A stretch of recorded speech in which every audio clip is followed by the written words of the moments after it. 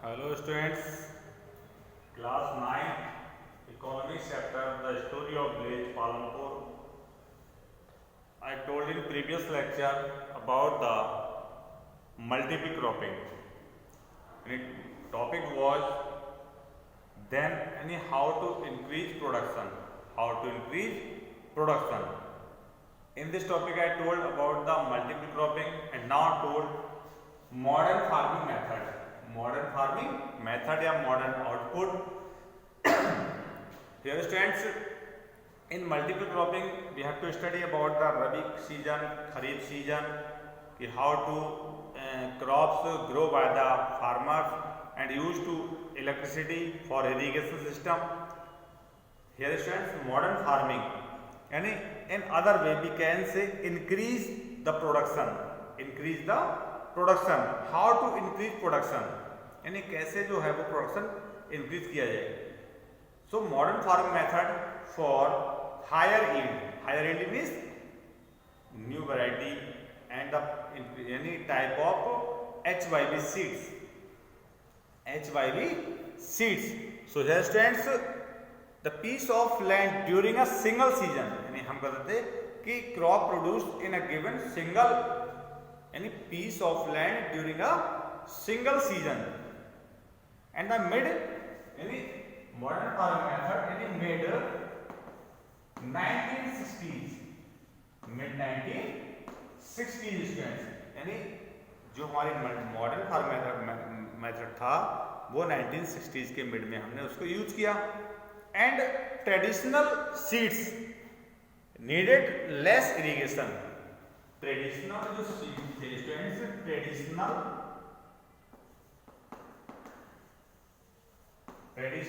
Seeds यानी traditional seeds less irrigation. Less का मतलब कम इरिगेशन से हाँ ट्रेडिशनल सीड्स यानी क्या लेस इरिगेशन. अब here students the farmers used. अब ट्रेडिशनल जो सिस्टम था उसमें फार्मर्स क्या यूज करते थे?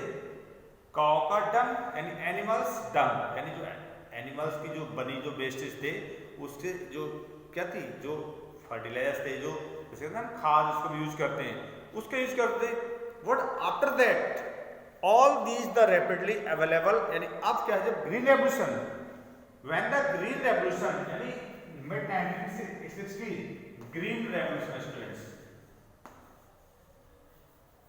ग्रीन रेवोल्यूशन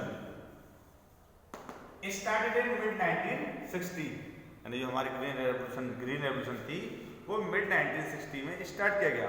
अब इसको स्टार्ट क्यों किया गया? यानी प्रोडक्शन को बढ़ाने के लिए, फसल में प्रोडक्शन बढ़ाने के लिए. अब यानी HYV सीड्स यूज करके हाई यील्ड वैरायटी सीड्स यानी कंपेयर किया उसको. And students the high yield variety promise to produce much greater amounts to grow a single crop या single plants यानी ज़्यादा से ज़्यादा अब हम उसमें ग्रो कर सकें. अब स्टूडेंट्स जो HYV सीड्स थे यानी प्लेंटी ऑफ वाटर अब उसमें यूज कैसे किया? जैसे new technology of the new technology machines tools pesticides fertilisers these are the यानी pesticide fertilisers.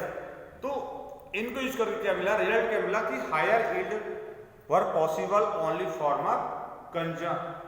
Combination of high yield variety seeds यानी इन हाई यील्ड वैरायटी सीड्स को यूज करके हमने और उसमें न्यू टेक्निक लाकर हमने क्या किया कि ज्यादा यूज किया उस ग्रीन रेवोल्यूशन के अकॉर्डिंग.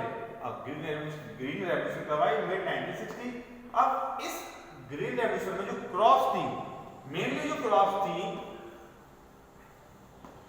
उनमें आप कहते हैं वीट. फर्स्टली वीट को यूज किया गया था और उसके बाद में हमने इसको राइस को भी उसमें ऐड कर दिया था. पहले वीट को ऐड किया था फिर राइस को यूज किया था. और स्टेट जो थे जिन स्टेट में यूज किया गया था ये यानी Punjab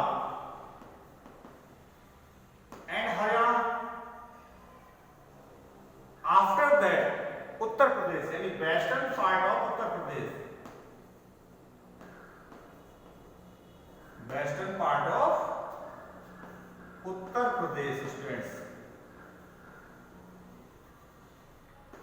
mainly there are two states, Punjab and Haryana, increase the production of the green revolution.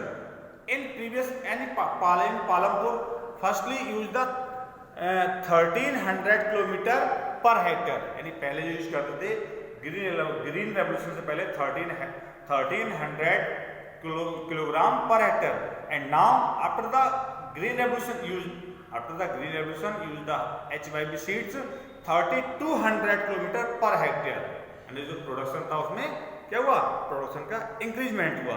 तो जो हमारी ग्रीन रेवोल्यूशन थी उस ग्रीन रेवोल्यूशन की बदौलत क्या हुआ, प्रोडक्शन में इंक्रीजमेंट हुआ और उससे लोगों को फायदा भी हुआ था। बट हियर स्टूडेंट्स कुछ लिमिटेशंस भी थी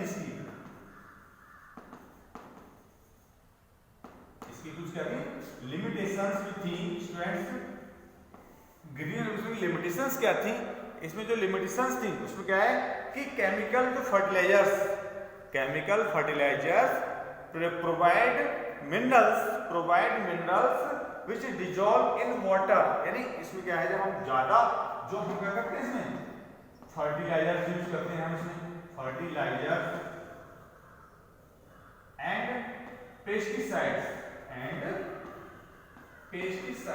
ज्यादा से ज्यादा हम यूज करते हैं, तो इनसे क्या होता है, सॉइल की जो फर्टिलिटी है वो जल्दी चली जाती है, यानी जो बैरन क्या रहती है, जो सॉइल है हमारी वो बैरन होने के चांस बने आगे बढ़ते हैं। तो इस वजह से इसकी क्या है, कुछ लिमिटेशंस भी हैं। सो क्योंकि बिकॉज जो यानी केमिकल फर्टिलाइजर्स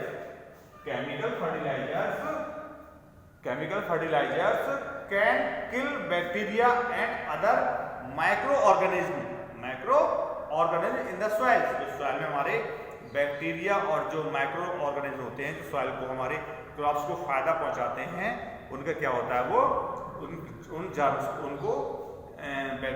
मतलब जो बैक्टीरिया होते हैं उनको वो मार देते हैं। So continuously chemical fertiliser has led to the degradation of soil, यानी सॉइल को क्या करते हैं ये, यानी सॉइल जो होती है वो डिग्रेड भी हो जाती है, क्या हो जाती है, डिग्रेड भी हो जाती है, डिग्रेडेशन हो जाता है, सॉइल जो हमारी वो खराब भी हो जाती है। सो नाउ स्टूडेंट्स नेक्स्ट कि नंबर 3 है कि build the land sustain. Third point है हमारा, after that modern farming build the land sustain, यानी build the land sustain. Here students build the land sustain, यानी land being a natural source। अब land हमारा क्या आएगा, it is a natural source students,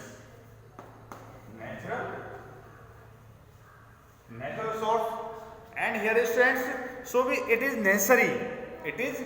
necessary to be careful in its use, यानी its use very carefully in many areas students, in many areas green revolution is associated with the loss of soil fertility, such I told just now कि according to the green revolution people use the chemical fertilizers and the fertilizers यानी loss of the soil fertility, यानी उसकी वजह से क्या है कि जो soil की यानी loss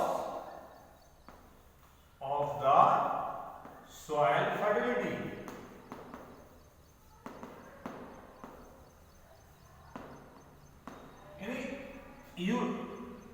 यानी more use of chemical fertilizer, chemicals यानी जो हम केमिकल से ज्यादा यूज करते हैं तो उससे सॉइल का क्या है, जो फर्टिलिटी है वो लॉस हो जाती है, यानी कम हो जाती है। तो फ्यूचर डेवलपमेंट में एग्रीकल्चर के लिए बहुत सारी जो प्रॉब्लम्स हैं वो क्रिएट हो जाती हैं। So students, next topic will be the distribution of land in Palampur.